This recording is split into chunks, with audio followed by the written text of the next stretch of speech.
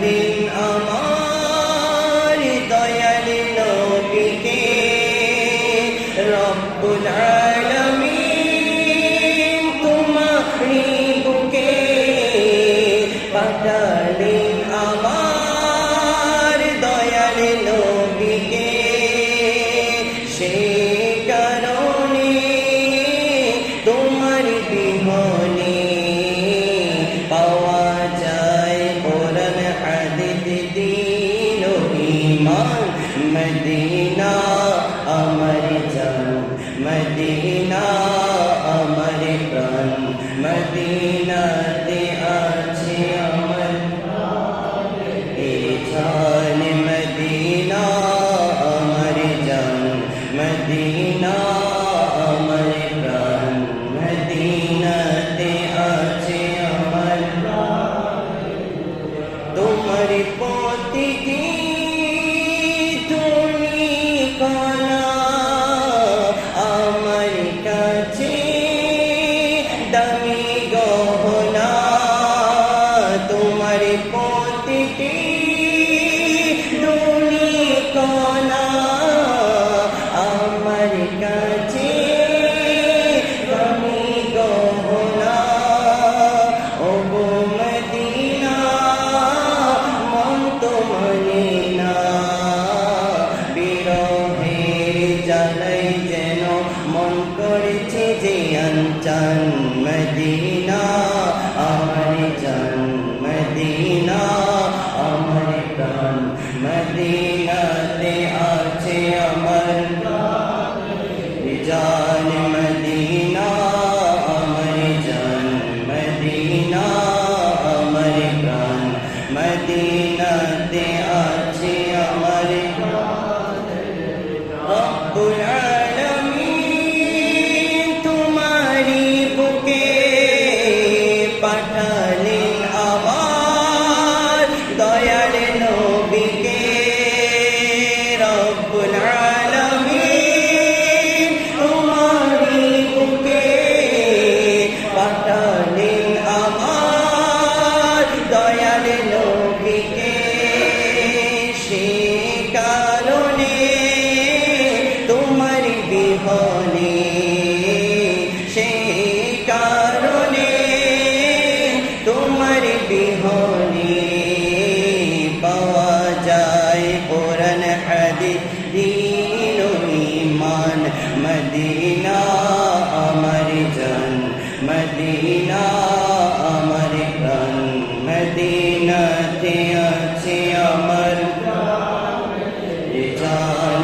Medina আমার জান Medina আমার প্রাণ মদিনাতে জানি জান ওয়া সাল্লি ওয়া সাল্লিম দাইমান আবাদা আলা হাবিবিকা খায়রুল খালকি কুল্লিহিম উপস্থিত হাজিরান মসজিদ সর্বপ্রথম মহানবুল ইজ্জত আহকাম হাকিমিন আল্লাহ পাক রব্বুল আলামিন আল্লাহ সুবহানাহু ওয়া তাআলা দরবারে শুকরিয়া জ্ঞাপন করছি যে রব্বুল ইজ্জত আহকাম হাকিমিন আল্লাহ পাক রব্বুল আলামিন মুসলমানদের জন্য সবচেয়ে ত্যাগ সবচেয়ে কোরবানি তথা ঈদুল আজহার দিন কোরবানি দেওয়ার পরে রব্বে করিম আমাদেরকে সুস্থ শরীর নিয়ে আল্লাহ পাক রব্বুল আলামিনের ডাকে সাড়া দিয়ে আল্লাহ পাক রব্বুল আলামিনের প্রিয় ঘর মসজিদে আসার আল্লাহ সুবহানাহু ওয়া তাআলা আমাদেরকে তৌফিক দিয়েছেন মহানবুল ইজ্জত আহকাম হাকিমিন আল্লাহ পাক রব্বুল আলামিন আল্লাহ সুবহানাহু ওয়া তাআলা দরবারে শুকরিয়া আদায় করে আওয়াজে বলি আলহামদুলিল্লাহ। প্রিয় উপস্থিতি আল্লাহ পাক রব্বুল আলামিন আল্লাহ সুবহানাহু ওয়া তাআলা পবিত্র কোরআনে মাজিদ ফুরকানে হামিদের সূরা নিসার 64 নম্বর আয়াতে কারিমার মধ্যে আল্লাহ সুবহানাহু ওয়া তাআলা একটা আয়াতে কারিমা নাযিল করেছেন যে আয়াতে কারিমার মধ্যে আল্লাহ পাক রব্বুল আলামিন মুমিন মুত্তাকি তাকওয়াবান পরহেজগার গুনাহগার বান্দাদেরকে আল্লাহ সুবহানাহু ওয়া তাআলা ডেকে বলছেন ওয়ালাউ আন্নাহুম ইয যালামু আনফুসাহুম জাউকা ফাআস্তাগফিরুল্লাহ ওয়া আস্তাগফারা লাহুমুর রাসূল লাওয়াজাদাল্লাহু তাওয়াবার রহিমা। আল্লাহ বলছেন ওয়ালাউ আন্নাহুম ইয যালামু আনফুসাহুম, হে আমার বান্দারা যখন তোমরা নিজেদের পর জুলুম করবে, নিজেদের উপর অবিচার করবে, নিজেদের উপর কোনো প্রকার জুলুম যখন তোমরা করবে, তখন জাউকা, হে রাসূল, তারা যেন আপনার কাছে আসে। কি জন্য আসবে আল্লাহ সেটাও বলে দিচ্ছে। এখানে কা দ্বারা মুরাদ হচ্ছে রাসূল করিম সাল্লাল্লাহু আলাইহি ওয়াসাল্লাম। আল্লাহ বলছেন ওয়ালাউ আন্নাহুম ইয যালামু আনফুসাহুম, যখন বান্দা উম্মত আপনার নিজের উপর কোনো জুলুম করবে, জুলুম অর্থ হচ্ছে, আমরা জুলুম মানে বুঝি অপরের জায়গা জমি আত্মসাৎ করে নেওয়া, কারো টাকা পয়সা ছিনিয়ে নেওয়া, কারো হক বিনষ্ট করা, এটাকে আমরা জুলুম ভেবে নিই। জুলুমের আরেকটা অর্থ আছে, যখন নিজের উপর জুলুমের কথা যখন বলা হবে, তখন অর্থ হবে এখানে নিজের উপর পাপ করা, গুনাহ করা, অপরাধমূলক কাজ করা। কারণ কি, যখন বান্দা গুনাহ করে তখন তার নফসের উপর আপনার সেটাকে শাস্তি প্রদান করা হয়। তো আমি আপনি তৃপ্তির জন্য গুনাহ করেছি, এই গুনাহের শাস্তি আমাদের নফসের উপর দেওয়া হবে। এজন্য আল্লাহ পাক রব্বুল আলামিন বলছেন, যখন বান্দা উম্মত যখন কোনো গুনাহ করবে, কোনো পাপ করবে, কোনো অপরাধমূলক কাজ করবে, আমার রাসূলকে শিখিয়ে দিচ্ছেন, ইয়া রাসূলুল্লাহ জাউকা, তারা যেন আপনার কাছে আসে। কেন আসবে সেটাও আল্লাহ বলে দিচ্ছেন। আল্লাহ বলছেন ফাস্তাগফিরুল্লাহ, তারা যেন আল্লাহর কাছে ইস্তেগফার কামনা করে। ওয়াস্তাগফারা লাহুমুর রাসূল, যদি আল্লাহ রাসূল তাদেরকে ক্ষমা করে, তাদেরকে মাফ করে, তাদেরকে যদি ইস্তেগফার করে, লাউ ওয়াজাদাল্লাহু তাওয়াবার রহিমা, তবে তোমরা আল্লাহ পাক রব্বুল আলামিনকে ক্ষমাশীল এবং দয়ালু হিসাবে তোমরা পাবে। আওয়াজ করে সুবহানাল্লাহ। তাহলে আল্লাহ পাক রব্বুল আলামিন সূরা নিসার এই 64 নম্বর আয়াতে কারীমার মধ্যে স্পষ্ট ভাষায় বলে দিচ্ছে, উম্মত, যখন তোমরা কোনো পাপ করবে, কোনো গুনাহ করবে, কোনো অপরাধমূলক কাজ করবে, তোমরা আমার নবীর দরবারে চলে যাবে। আমার নবীর দরবারে গিয়ে আমি আল্লাহর কাছে ফরিয়াদ করবে, ইস্তেগফার চাইবে।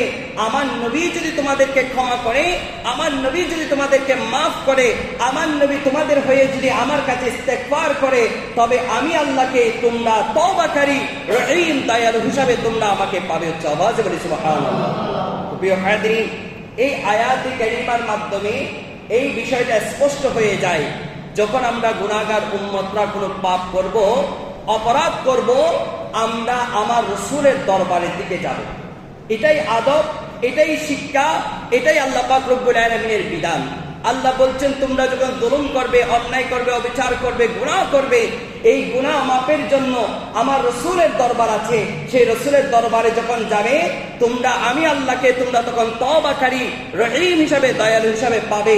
এজন্য সাহাবায়ে কেরামের যদি আমরা হাদিসগুলা দেখি, দেখতে পাই সাহাবায়ে কেরাম যখন কোনো পাপ হয়ে যেত, অজান্তে হোক, ইচ্ছাকৃত হোক, অনিচ্ছাকৃতভাবে কোনো পাপ, কোনো গুনাহ যদি হয়ে যেত সাহাবায়ে কেরাম তড়িঘড়ি করে আমার নবীর দরবারে চলে আসতেন। সুবহানাল্লাহ।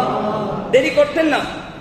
অথচ আমার নবী হাদিসে মুবারকার মধ্যে সাহাবায়ে কেরামকে তালিম দিতে, সাহাবারা যখন কোনো গুনাহ হয়ে যায়, সেই গুনাহ তোমরা তোমার ভাইকে শেয়ার করবে না, তোমার ভাইকে বলবে না, কারণ সেই তোমার জন্য কিয়ামতের দিন তোমার বিপক্ষে সাক্ষী হিসাবে দাঁড়িয়ে যাবে।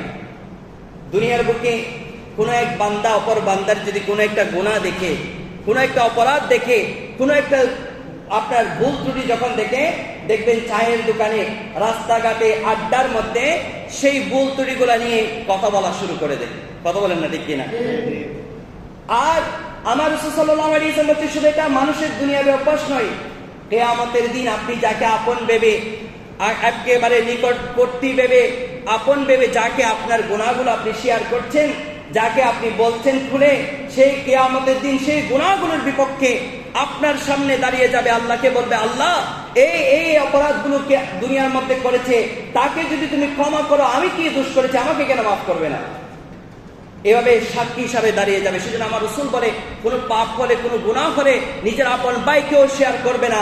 শেয়ার করতে মন চাই, যদি ইচ্ছা করে তুমি ভুল করেছো, অপরাধ করেছো, এটা যদি তোমার ইহসাস হয়, অনুভব হয়, যাই নামাজ বিছিয়ে আল্লাহর কাছে দুই হাত তুলে অশ্রু বিসর্জন দিয়ে, অশ্রু ফেলে ফেলে আল্লাহর কাছে দোয়া করবে, আল্লাহ পাক রব্বুল আলামিন তোমাকে ক্ষমা করবেন। আল্লাহ চাইলে তোমাকে মাফ করতে পারেন, কারণ নিশ্চয়ই ইন্নাল্লাহা গফুরুর রহিম। আল্লাহ কোরআনে কারীমের মধ্যে ডেকে বলছে, ইয়া ইবাদিয়াল্লাযীনা আসরাফু আলা আনফুসিহিম, আল্লাহ পাক রব্বুল আলামিন বলছে, হে আমার বান্দারা, যখন তোমরা তোমাদের পর যখন কোনো জুলুম করো, কোনো যখন অবিচার করো, যখন কোনো নাফরমান কাজ করো, তবে জেনে রাখো লা তাকনাতু মিন রাহমাতিল্লাহ, তোমাদের পাপ, তোমাদের অপরাধ, তোমাদের গুনাহ আল্লাহ পাক রব্বুল আলামিনের দয়ার সামনে কিছু নয়। ইন্নাহু ইয়াগফিরুয যুনুবা, নিশ্চয় আল্লাহ পাক রব্বুল আলামিন হচ্ছে ক্ষমাশীল, ক্ষমাকারী, আল্লাহ মাফ করে থাকেন। ইন্নাহু হুয়াল গফুরুর রহিম, নিশ্চয় আল্লাহ পাক রব্বুল আলামিন হচ্ছে ক্ষমাশীল এবং দয়ালু। আওয়াজে বলে সুবহানাল্লাহ। সেজন্য পাপ হলে, গুনাহ হলে, অপরাধমূলক কোনো কাজ সংগঠিত হয়ে গেলে আল্লাহর কাছে মাফ চাইবেন। সেই গুনাহ নিজের আপন ভাইকে শেয়ার করবেন না। তো সাহাবায়ে কেরামের আদত কি ছিল? সাহাবায়ে কেরামের পদ্ধতি কি ছিল? সাহাবায়ে কেরামের কোনো যখন ভুল হয়ে যেত, অপরাধ হয়ে যেত, ইচ্ছাকৃত হোক অনিচ্ছাকৃত, ছোটখাটো যখন কোনো ভুল হয়ে যেত, তারা আমার রাসূলের দরবারে চলে আসতেন। আমার রাসূলকে এসে বলতেন, ইয়া রাসূলুল্লাহ, ইয়া হাবিবাল্লাহ, ইয়া নবী আল্লাহ, ইয়া রাহমাতাল লিল আলামিন, ইয়া রাসূলুল্লাহ, আমি এই অপরাধটা করেছি, আমি এই গুনাহটা করেছি, এই ভুলটা আমি করেছি, ইয়া রাসূলুল্লাহ, আপনি আমাকে ক্ষমা করুন। আওয়াজে বলেন না সুবহানাল্লাহ। বুখারী শরীফ খুলে দেখবেন, একাধিক হাদিস এসেছে বাবুল হক। এখানে আপনি দেখবেন একাধিক সাহাবায়ে কেরাম যখন কোনো ভুল, এগুলো ভুল নয়, তারা প্রাথমিক জীবনে যখন ইসলাম সম্পর্কে গভীর যখন জ্ঞান ছিল না, তখন সামান্য সামান্য ত্রুটি বিচ্যুতি তাদের কাছে পরিলক্ষিত হতো। আর এই ত্রুটি বিচ্যুতিগুলোকে তারা এতটা ভয়ানক মনে করতেন, তারা আমার রাসূলের দরবারে চলে আসতেন। আর আমার রাসূলের দরবারে এসে আমার রাসূলকে বলতেন, ইয়া রাসূলুল্লাহ, আমি এই অপরাধটা করেছি, আমি এই ভুলটা করেছি, আমার দ্বারা এটা হয়ে গিয়েছে, ইয়া রাসূলুল্লাহ, আপনি আমাকে ক্ষমা করুন। আওয়াজ বলি না সুবহানাল্লাহ। আজকাল রাসূলের দরবারে গিয়ে উসিলা দিয়ে দোয়া করাটাকে শিরক মনে করা হয়। আর সাহাবায়ে কেরামের আদত ছিল আমার রাসূলকে সামনে বসিয়ে রাসূলকে বলতেন, ইয়া রাসূলুল্লাহ, আপনি আমাকে ক্ষমা করুন, আপনি আমাকে মাফ করুন। তাহলে বোঝা যায় এখন রাসূলের দরবারে গিয়ে উসিলা নিয়ে দোয়া করলে শিরক হয়। সাহাবায়ে কেরাম আমার রাসূলকে বসিয়ে সামনে রেখে আমার রাসূলকে বলতে, আপনি আমাকে মাফ করুন, আপনি আমাকে ক্ষমা করুন। আপনি যদি আমাকে ক্ষমা করেন, সূরা নিসা 64 নম্বর আয়াতে কারিমা আল্লাহ বলে দিয়েছে, রাসূল যদি মাফ করে, রাসূল যদি ইস্তেগফার করে, রাসূল যদি ক্ষমা করে, তবে উম্মতরা তোমরা শুনে রাখো আমার বান্দারা, তবে তোমরা আমি আল্লাহকে রহমত হিসাবে, আমি আল্লাহকে গফফার হিসাবে, আমি আল্লাহকে সত্তার হিসাবে, আমি আল্লাহকে ক্ষমাশীল হিসাবে তোমরা পাবে। আওয়াজে বলে সুবহানাল্লাহ। কোরআনের আয়াত, আপনি কি অস্বীকার করতে পারবেন? কোরআনে আল্লাহ স্পষ্ট ভাষায় বলেছে, তোমরা যখন কোনো পাপ করবে, অপরাধ করবে, রাসূলের দরবারে যাও। আর আজকে আমরা এসে যেই রাসূলের দরবারে সাহাবায়ে কেরাম ছুটে গিয়েছেন, পরিবারে অভাব অনটন, রাসূলের দরবারে চলে গিয়েছেন, ইয়া রাসূলুল্লাহ, 3 দিন যাবত ক্ষুধার্ত, কি করব? আপনি সাহারা, আপনি দেনেওয়ালা, আপনি দেন। কারণ আমার রাসূল বলেছেন, আনা কাসিমুন ওয়াল্লাহু ইউতি। আপনি কি হাদিসগুলো স্বীকার করতে পারবেন? আমার রাসূল বলছে, আল্লাহ দাতা, আল্লাহ দেনেওয়ালা, আমি সেই দাতা দেনেওয়ালা বিষয়গুলো আমার উম্মতের মাঝে বন্টন করে থাকি। আওয়াজ বলে সুবহানাল্লাহ। আল্লাহ দেন আমার রাসূলকে, আমার রাসূল সেই দেনেওয়ালা বিষয়গুলো থেকে উম্মতের মাঝে বন্টন করেন। এগুলো স্পষ্ট হাদিস, বুখারী মুসলিম শরীফ আপনি খুলে দেখুন, স্পষ্ট হাদিসে কারিমার মধ্যে এই বিষয়গুলো এসেছে। সাহাবায়ে কেরামের আদত অভ্যাসগুলো আপনি দেখুন। সাহাবায়ে কেরাম যখন কোনো অভাব অনটন, দুঃখ কষ্ট যখন পড়তেন, আমার রাসূলের দরবারে আসতেন, আমার রাসূলের কাছে আরজি করতেন, আমার রাসূলের কাছে ফরিয়াদ করতেন। আমার রাসূল সাল্লাল্লাহু আলাইহি ওয়াসাল্লাম হয়তো তাদেরকে সান্ত্বনা দিতেন, আর নয় হয়তো তাদের অভাব অনটন দুর্বিত করে দিয়ে তাদেরকে মুসিবত পেরেশানি থেকে লাঘব করে দিতেন। আওয়াজ করে এক নব্য মুসলিম সবেমাত্র ইসলাম ধর্ম গ্রহণ করেছে, সে কবিরা সগীরা গুনাহ সম্পর্কে তেমন ওয়াকিফাল ছিল না, সে আপনার বেবিচার কাজে লিপ্ত হয়ে গিয়েছে। আমার রাসূলের দরবারে ছুটে আসলেন।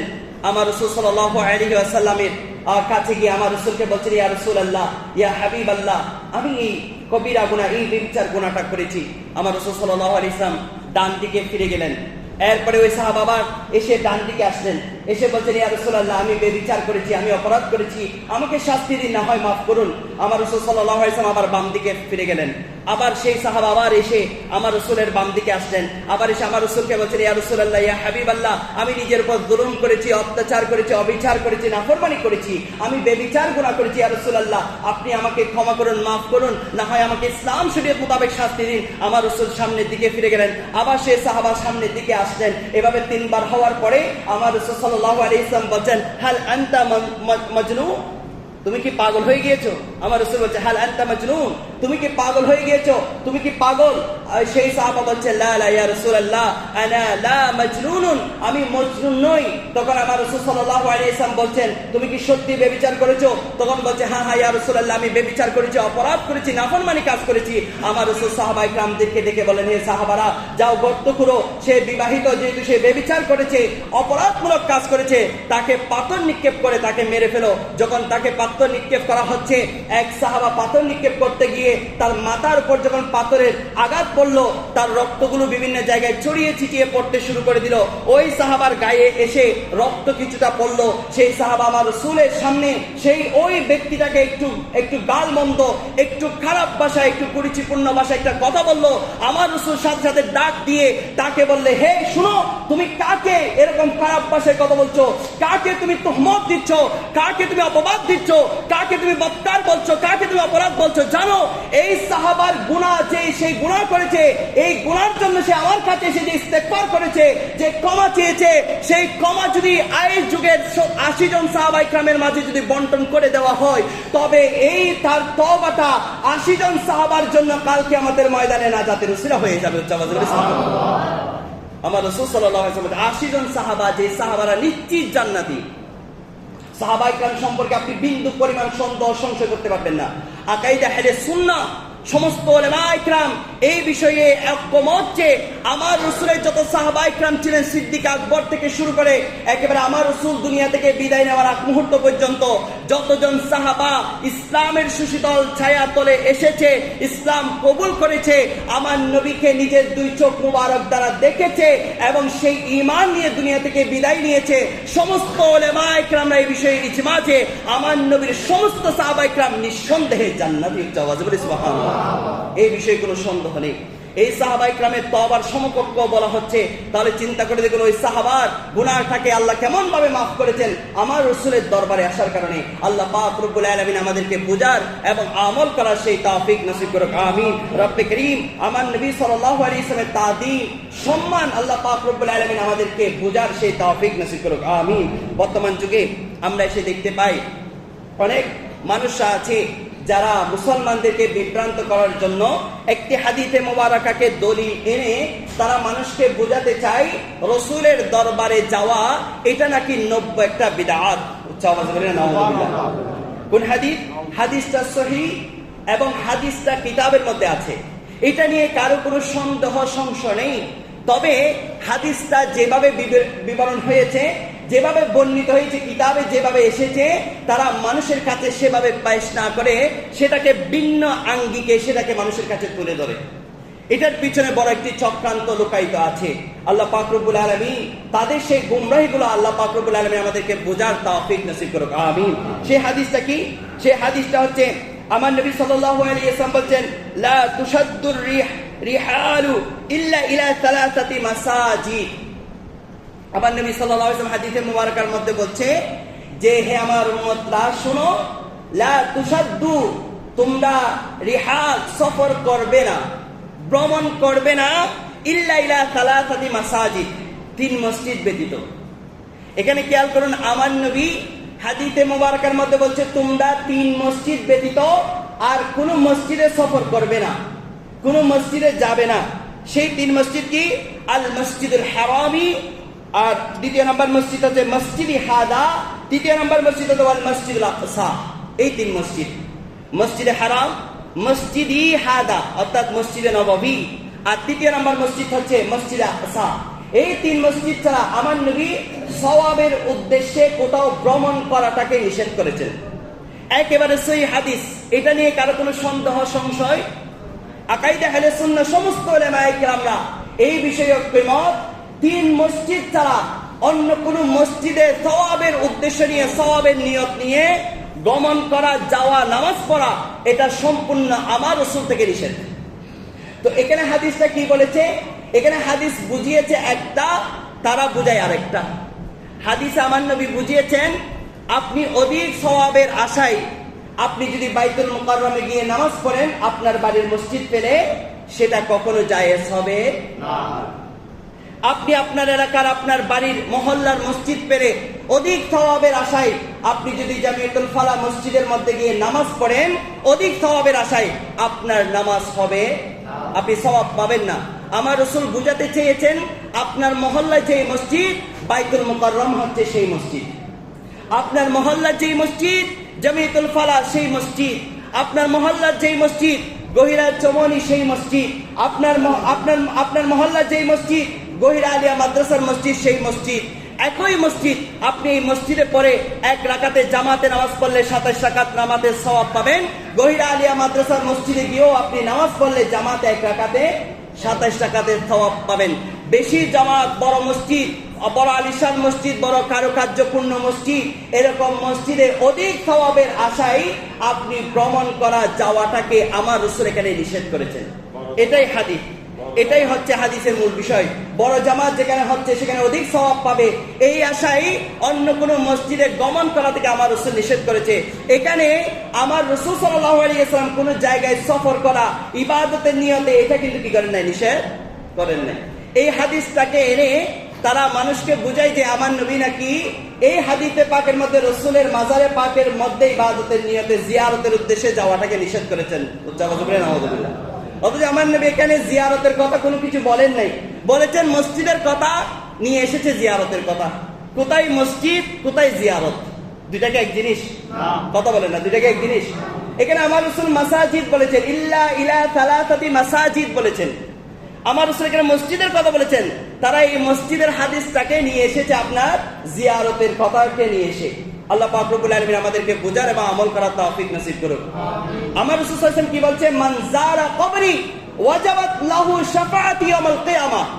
যারা আমার নবীর রওজা জিয়ারত করবে, যারা মাজারে পাকের মধ্যে গিয়ে হাজিরি দিবে, আমার রাসূলকে সামনে নিয়ে আসসালাতু ওয়াসসালামু আলাইকা ইয়া রাসূলুল্লাহ বলে সালাম দিবে। আমার নবী 1400 বছর আগে এলান করে গিয়েছেন সাহাবা ইকরামকে, মান যারা কবরি ওয়াজাবাল্লাহু শাফাআতি।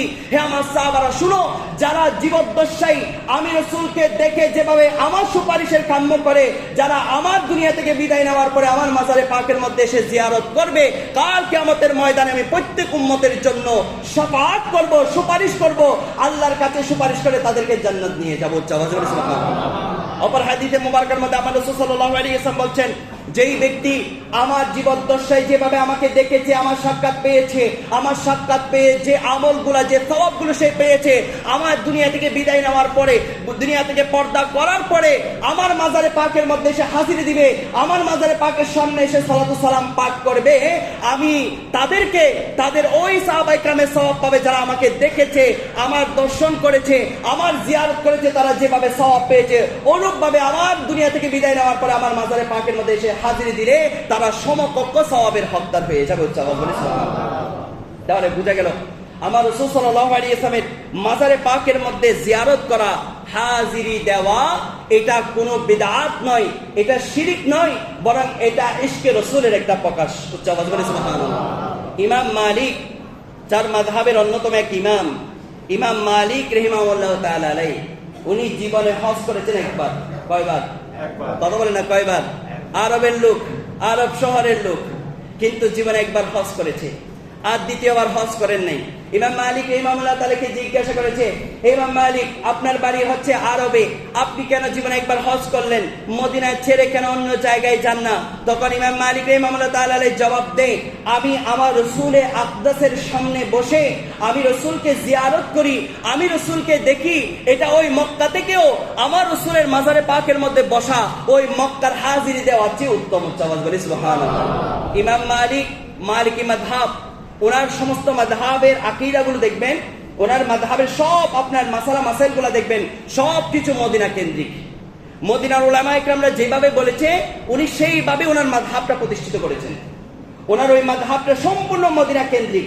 মদিনার একেবারে রীতি নীতি, কালচার, সংস্কৃতি, মদিনার ওরফ, মদিনার প্রচলিত বিষয়গুলোকে উনি ওনার মাযহাব তরিকা বানিয়েছেন।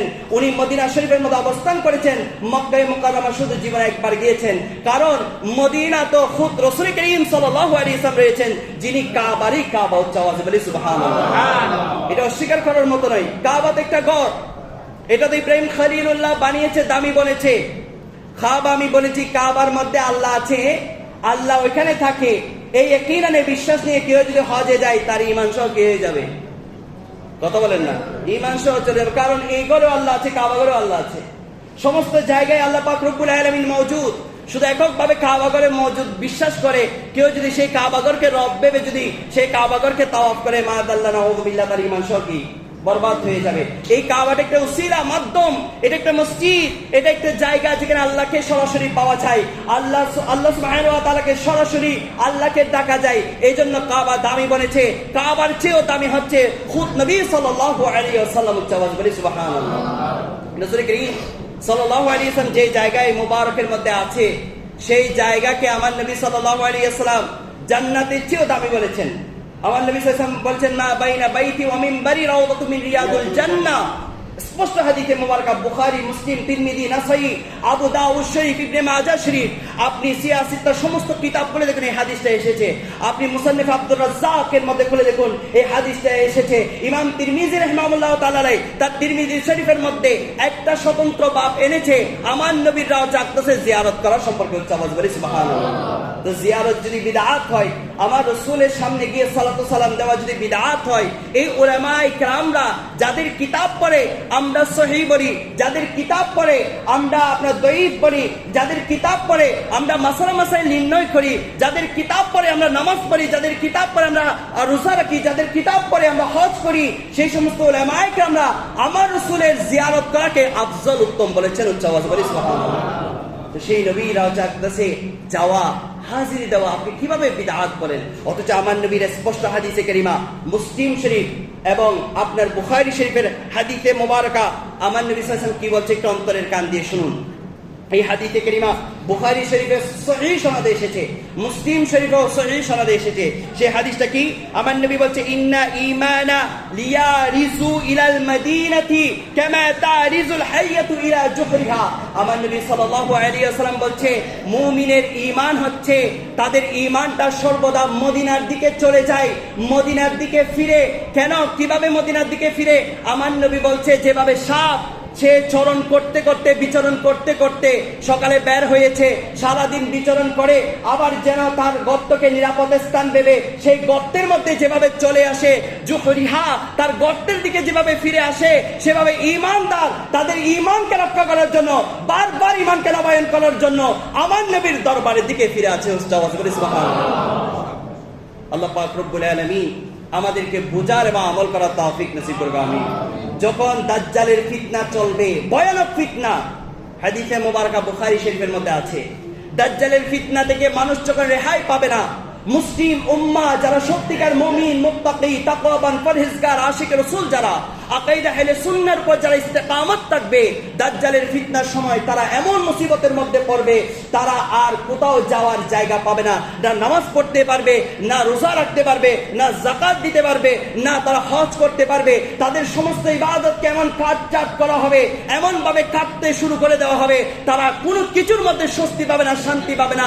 আমার রাসূল বলে, শেষমেশ আখিরি জামানায়, শেষ জামানায় দাজ্জালের ফিতনা থেকে বাঁচার জন্য আমার উম্মতরা শেষ সাহারা আমি নবীর রওজা আকদাসের মধ্যে গিয়ে পাবে।